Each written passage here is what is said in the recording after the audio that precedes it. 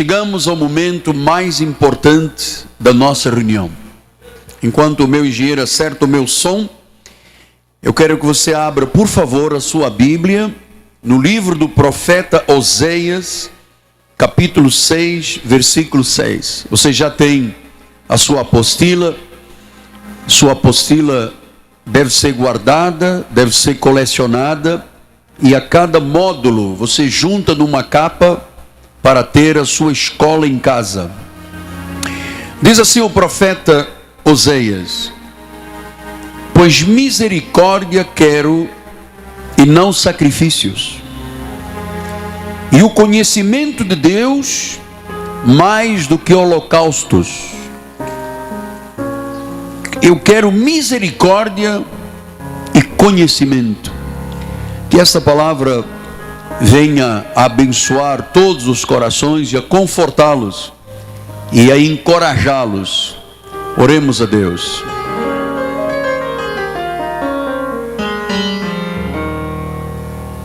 Senhor Jesus Cristo, aqui estamos reunidos em torno de uma mesa espiritual. O pão vai ser servido agora. Nós não comemos o maná, porque o maná, os antigos o comeram no deserto e morreram. Nós comemos o pão da vida. Nós comemos esta palavra que é vida. Esta palavra que será semeada em nossos corações, e ela vai germinar. E essa palavra vai dar frutos a 30, a 60, a 100 por um da semente. Aqui tens a tua noiva, aqueles que conseguiram chegar esta noite à igreja. E do outro lado, pela internet, pelo satélite, uma grande nuvem de testemunhas. Fala-nos, ó Deus, em nome de Jesus. E todo o povo do Senhor diga amém. Amém e amém. Obrigado. Meus amados irmãos, minha família, santos preciosos, aqueles que são selo do meu apostolado, meus filhinhos em Cristo Jesus. O apóstolo da igreja tem um compromisso muito grande com Deus. Quando Deus me chamou e me tornou, me fez ser um pregador, eu assumi um compromisso, e em especial a partir de 1986, de pregar somente a nova aliança, o novo pacto, a graça de Deus, e aceitei o tremendo desafio que Deus não deu a mais ninguém dos líderes deste Brasil, de ser eu o porta-voz da última reforma protestante. Este compromisso é porque eu creio que a graça de Deus é um pacto de melhores e superiores promessas. Diz Hebreus 8:6, agora com efeito obteve Jesus um ministério tanto mais excelente, quanto é ele também mediador de uma superior aliança. Significa que a graça de Deus é superior à antiga aliança, e as promessas feitas, muito superiores às promessas feitas aos antigos. Portanto, se eu estou pregando, e mais do que pregando, eu estou vivendo na prática esta graça maravilhosa, eu posso lhes asseverar com absoluta segurança que nós estamos servindo a Deus em espírito e em verdade. Em espírito e em verdade. Por que o irmão tem esta convicção? Porque Hebreus 7, 18 e 19 diz: por um lado se revoga a anterior ordenança. Ou seja, tudo que diz respeito àquilo que é judaísmo, lei judaizante, Paulo disse, foi revogado.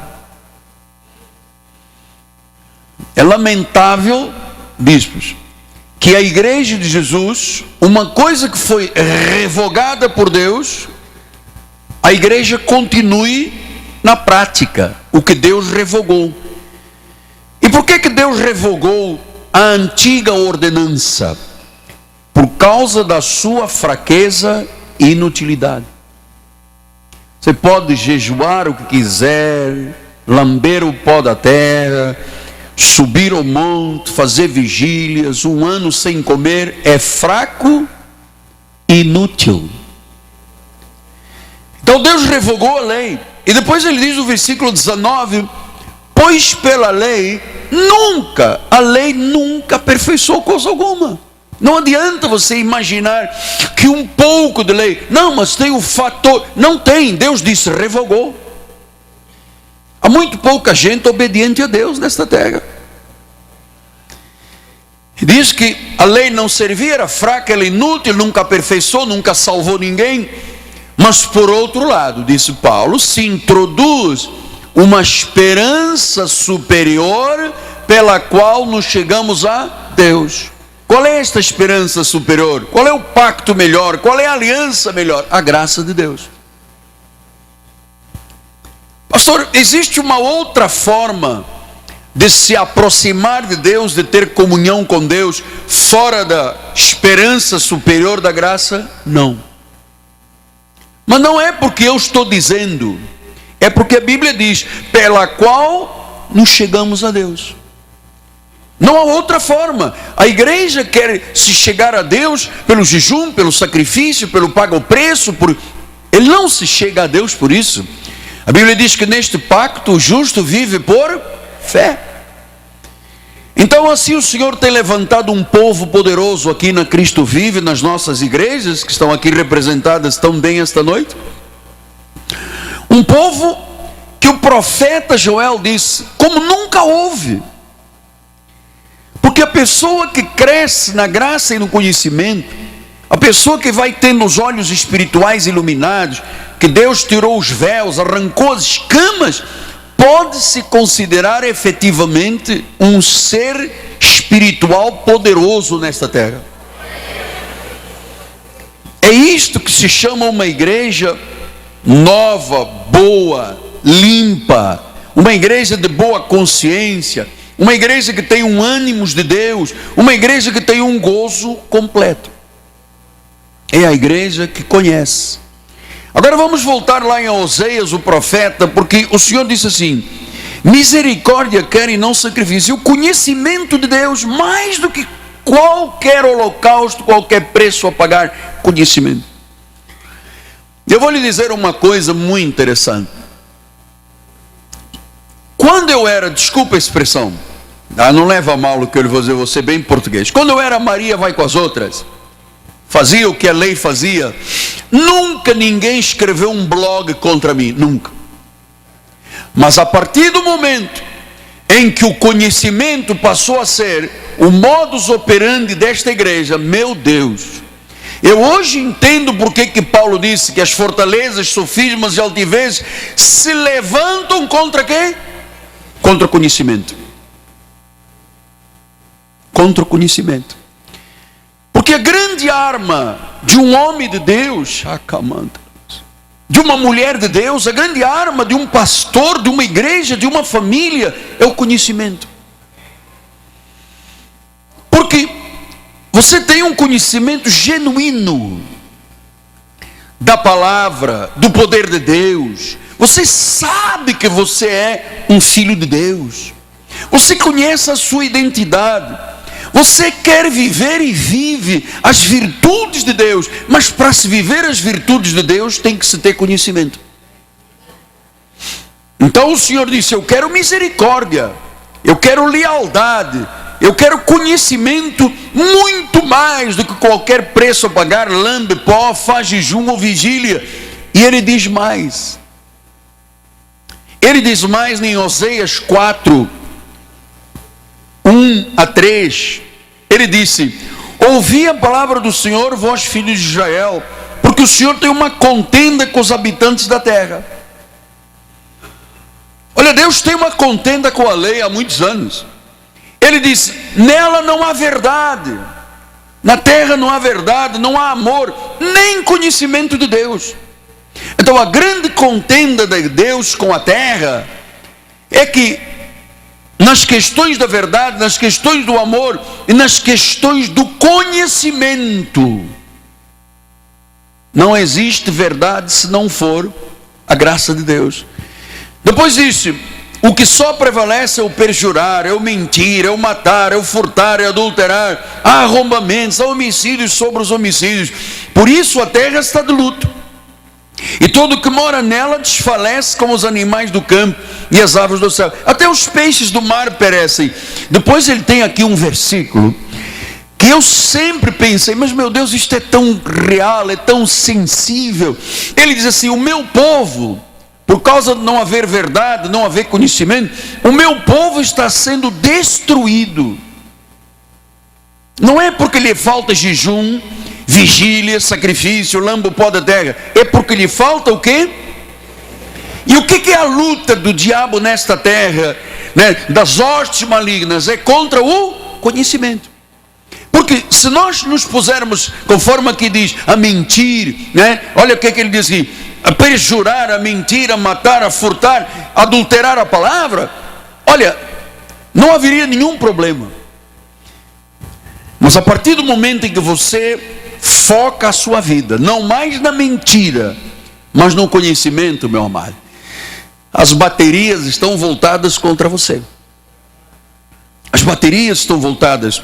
E você sabe, Deus disse: basta de sacrifícios, não quero holocaustos, não quero rosto no pó, não quero jejuns forçados, não quero longas vigílias, não quero obras da carne, não quero lei, porque eu já revoguei isso tudo.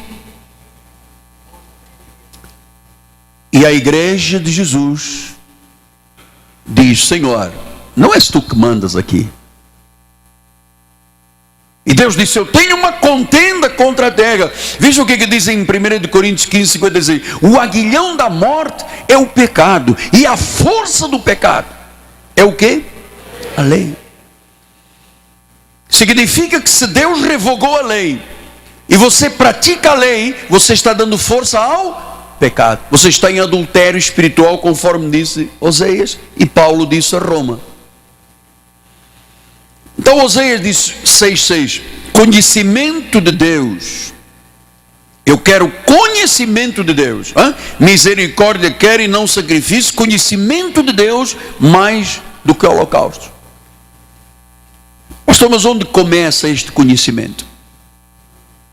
Em João 17,3, aí no ponto 2c, diz assim: e a vida eterna é esta, que te conheçam a ti, o único Deus verdadeiro, e a Jesus Cristo a quem enviaste. Então, que te conheçam. Que te conheçam a ti. Esta é a vida eterna. Então, amado, o conhecimento de Jesus como o único, o verdadeiro Deus, o soberano Deus, o Senhor de senhores, o Rei de reis.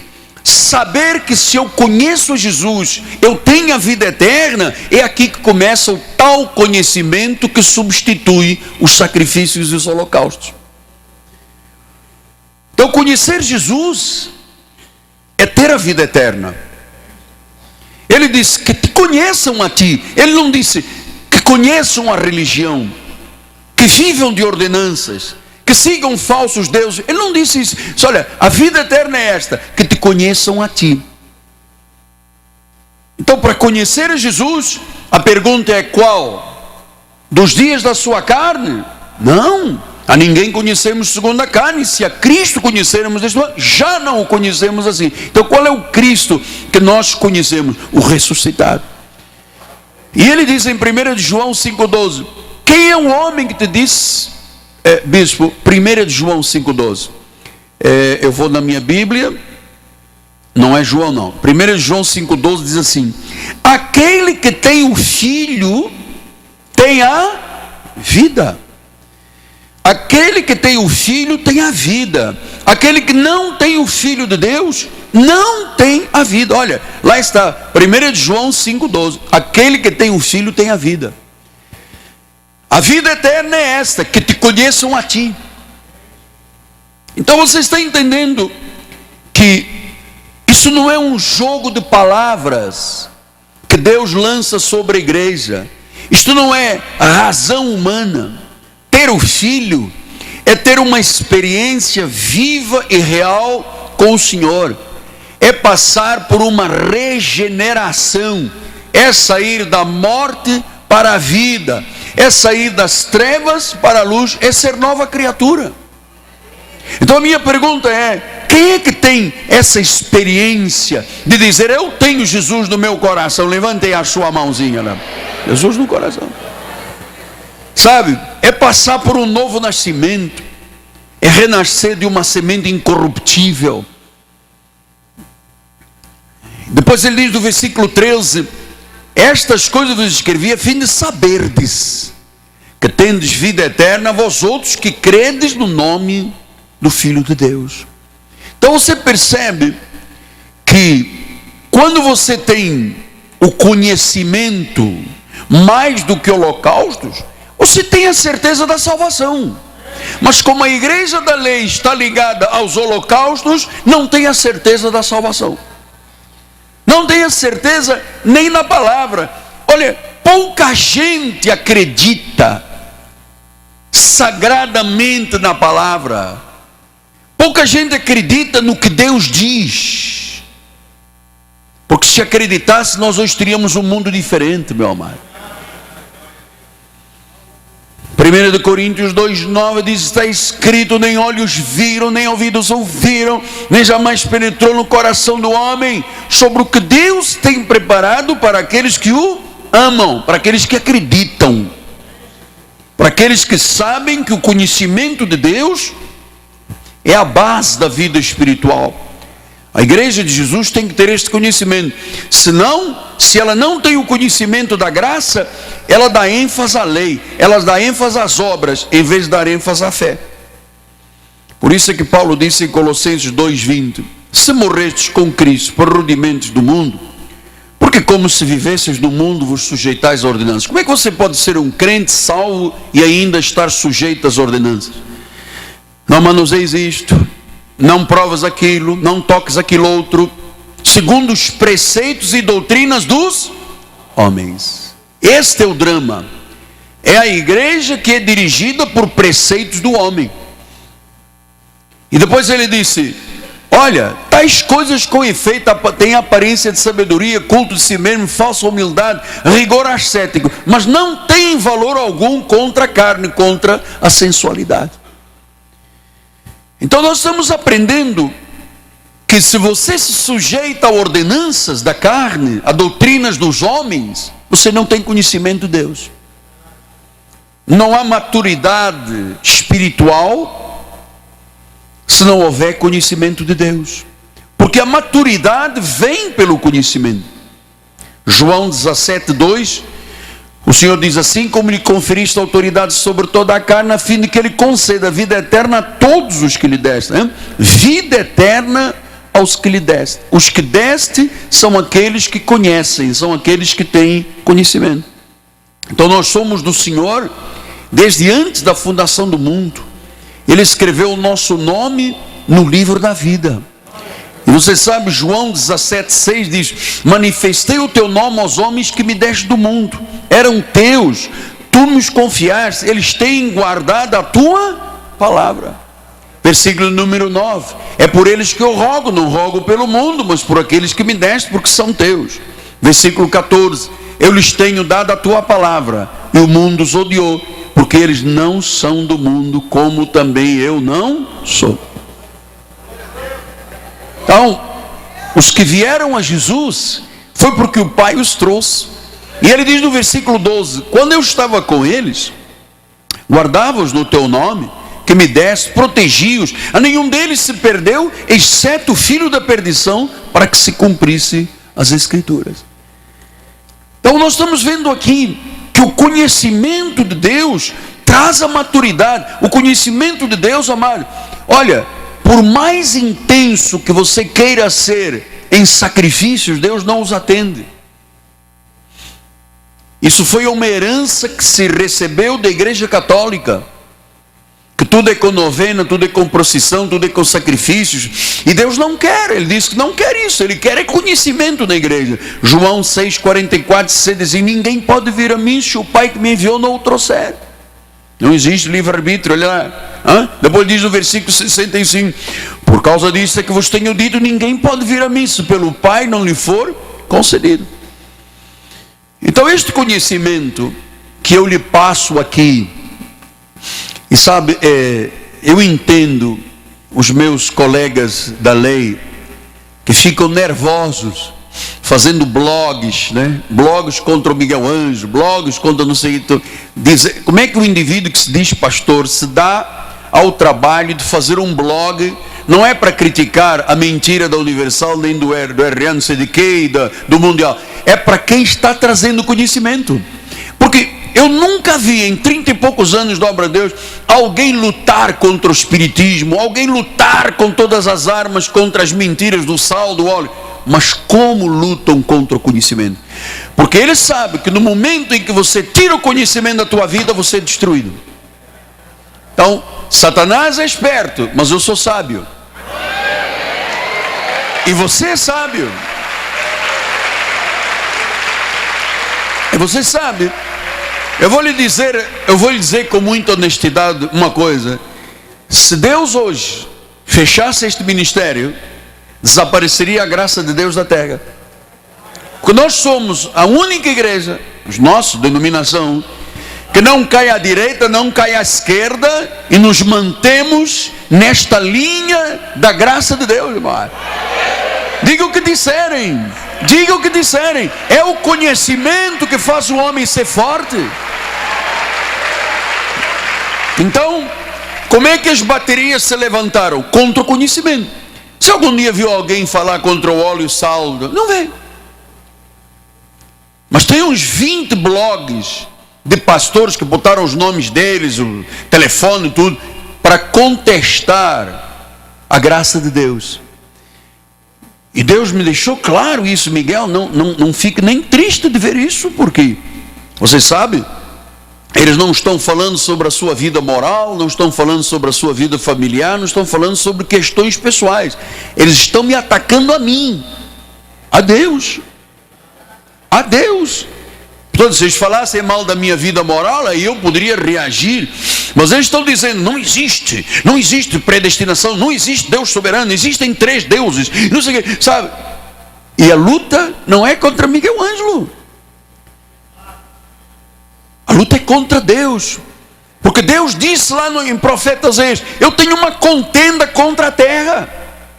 Porque lhes falta conhecimento. E o meu povo, ao longo de séculos, vem sendo destruído, amado. Então, quando Deus me chamou, Deus sabia. Amado, eu não tenho nenhuma ligação com nenhuma convenção, com nenhum tratado, com nada. Não tenho, desculpa a expressão, rabo de palha com ninguém.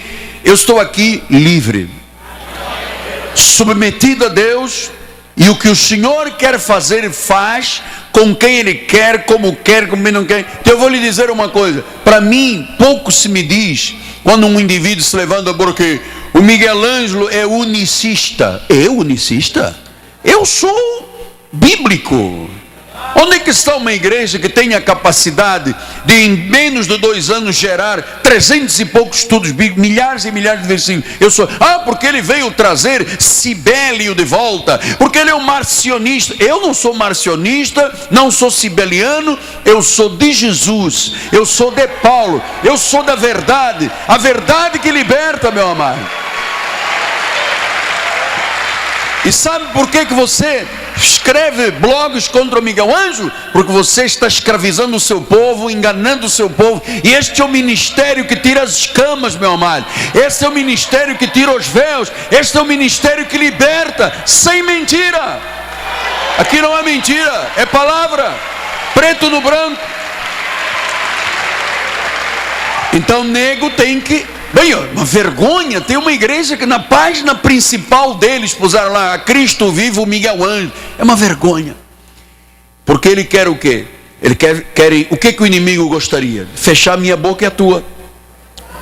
e manter essa escravidão aí que já está aí há séculos no Brasil, manter aí o povo de Deus com sal, com óleo, com as mentiras, e todo mundo, era o que o diabo queria. Perdeu,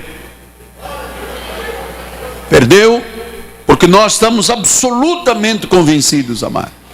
O que disse Gálatas 1, olha lá, Gálatas 1, versículos 1, 7 e 8, o qual não é outro, senão que alguns vos perturbem e querem perverter o Evangelho de Cristo. Olha, amados, tem pregadores que querem perverter o Evangelho de Cristo. E o que disse Paulo? Mas ainda que nós ou um anjo vindo do céu vos pregue o Evangelho que vai além deste da graça, seja anátema. Viu, ó blogueiro? Você é um anátema. Eu sou um abençoado. Você prega a mentira de um outro evangelho, você é anátema. Ah, e não é o problema de você ser anátema, é que bota a tua igreja toda anátema.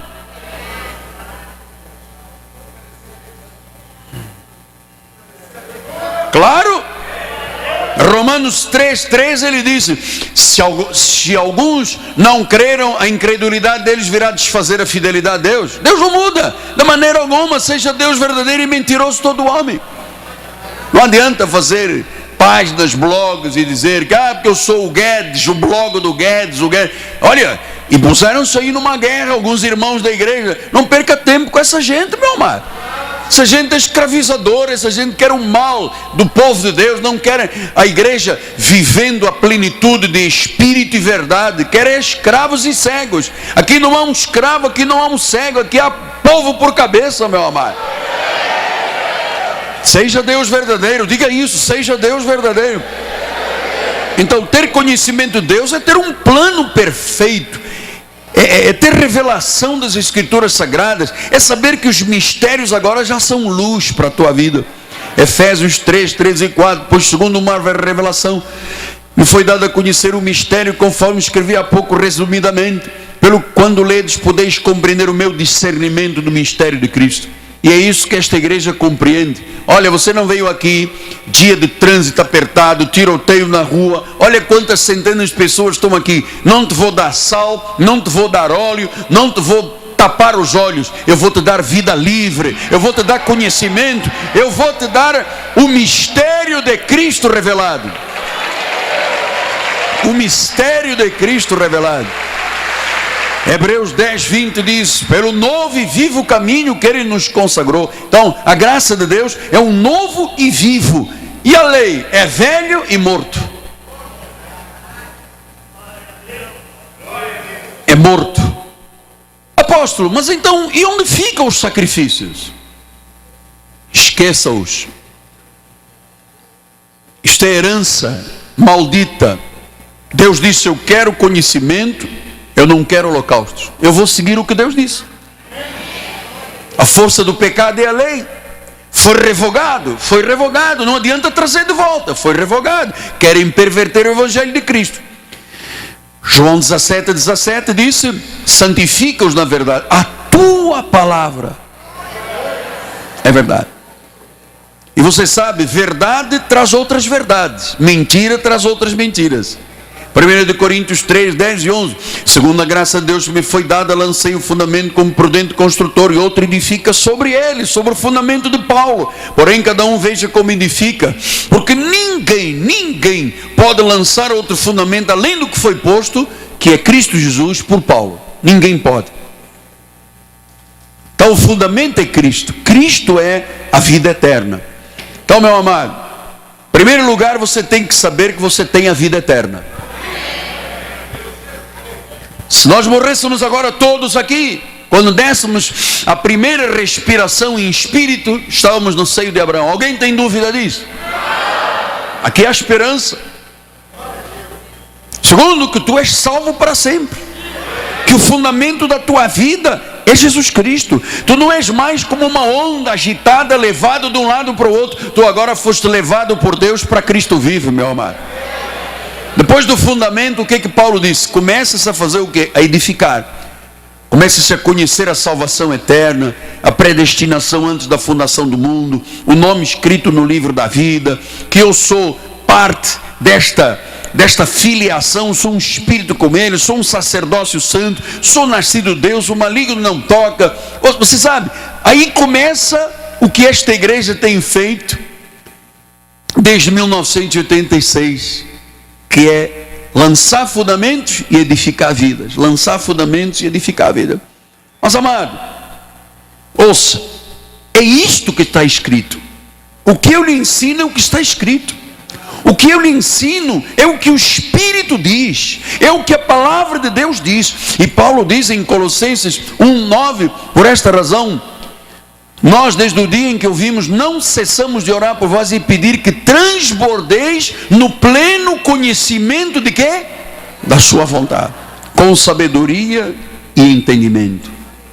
Olha a diferença entre uma pessoa da lei e uma pessoa da graça. Sabedoria e entendimento, conhecendo a vontade de Deus. Olha a diferença do que é transbordar no conhecimento do Senhor. Então, amado, só assim a igreja é digna. Só assim a igreja pode se chamar igreja cristã. Só assim a igreja é forte, um povo sábio, responsável, comprometido, firme na rocha, perfeito por um único sacrifício, tem gozo, tem alegria da salvação. Então eu termino com 2 de Pedro 1:5-8. Que pena, o tempo passa rápido, não é? Muita gente tem que ir embora já.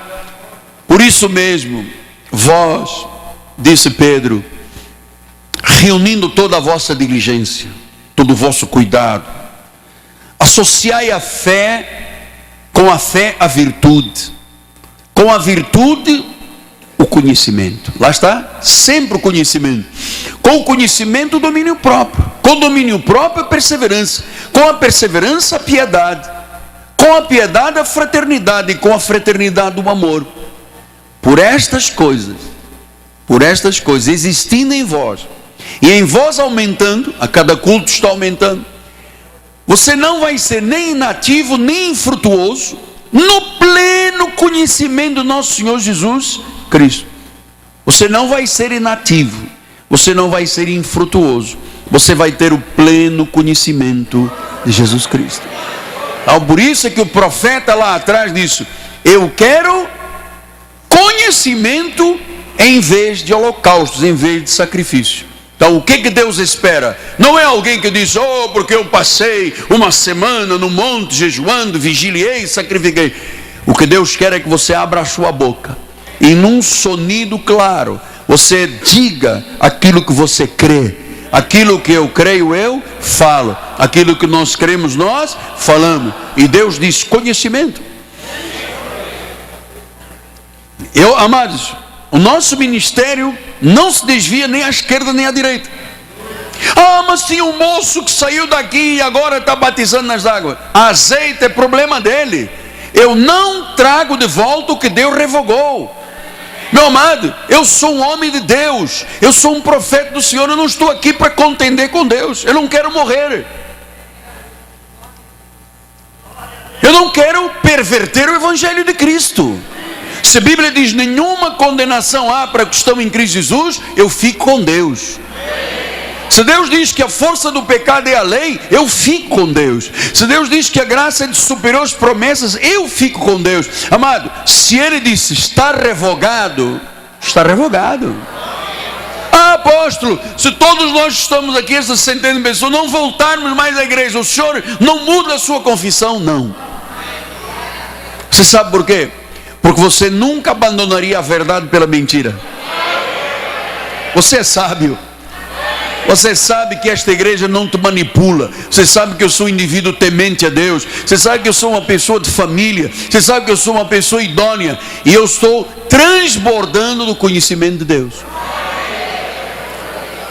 O que eu quero para você, é o que eu quero para mim, é o que Deus quer. Deus disse: conhecimento mais do que holocausto, misericórdia mais do que sacrifício. É isso que nós vamos fazer. Pastor, mas se o irmão, poxa, botasse um pouquinho de mentira na igreja, o senhor às vezes, o senhor não tem um amigo que viaja para não sei onde, o senhor não podia trazer um óleo Mas ouça, você não vai contar comigo para nenhuma mentira nesta terra. Eu não tenho preço. O preço foi pago pelo sangue de Jesus. Mas esta igreja é a única que tem a verdade. Não, nunca disse isto. Esta igreja tem a verdade. O senhor é contra alguém da lei? Eu não sou contra ninguém. O que eu tenho é o direito dado por Deus de ser verdadeiro com a igreja. Pastor, mas nem um pouquinho de fermento aqui na igreja? Olha, nem vou eu responder, vai à igreja. Quer fermento na igreja? Porque um pouco de fermento o que faz? E quem sair desta verdade, Paulo disse, se pregar uma doutrina que vá além do que temos pregado, seja... Quem é que quer ser maldito nesta igreja? Então, ó blogueiro, você, como dizia o meu falecido avô, vá plantar batatas. Você gostaria de estar no meu lugar, não é? Ah, gostaria. Um blogueiro, gente, eu fiquei impressionado como tem gente falando mal de mim. Fiquei impressionado porque aí um dos pastores blogueiros falou assim, e ele é casado com uma mulher muito linda. Depois pôs assim entre parênteses, a televisão não dá a verdade do que ela é. Quer dizer que o cara já veio aqui, já veio ver a minha mulher.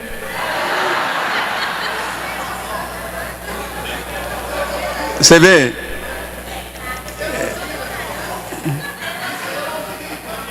Não, isso é elogio, claro, mas isso dizer que nossas mulheres são bonitas.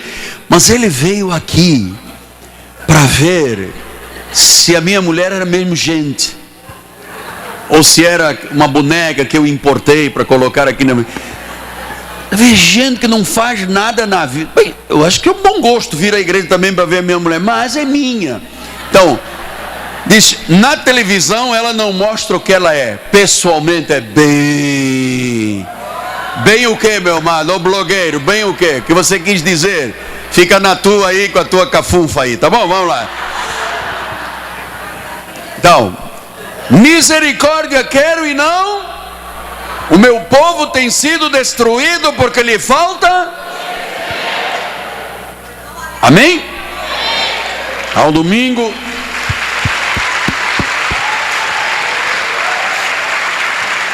nós vamos mais fundo. Vamos falar dos 4 mundos. E eu gosto, você sabe, a reforma protestante não foi feita por um covarde. Martinho Lutero enfrentou o Papa. João Calvino enfrentou o Papa. Todo mundo que foi reformista sabe que a sua vida não é fácil. Mas o que eu quero é uma igreja livre, suave, sabe? Suave, tranquila. Deus maravilhoso, Senhor Jesus Cristo, muito obrigado por falares à igreja sobre conhecimento e a vida eterna. Vamos voltar a casa e vamos cheios desta verdade, em nome de Jesus, Pai. Amém. Vamos ficar de pé. Olha, veio muita gente hoje à igreja, mano. Era pro... olha, o blogueiro, ela é minha esposa, hein? Glória a Deus, levante as suas mãos para os céus. Obrigada, Senhor, por mais essa porção de conhecimento que Tu deste à Tua igreja, Senhor. Senhor, dá ordens aos Teus anjos que nos levem em paz, que guarde a nossa entrada e a nossa saída, Senhor. Livra-nos de todos os males, Pai, porque nós confiamos em Ti. Saia daqui na certeza que Tu não serás destruído jamais, porque o conhecimento do Senhor está na sua vida. Graça e paz, uma noite abençoada. Até domingo, em nome de Jesus.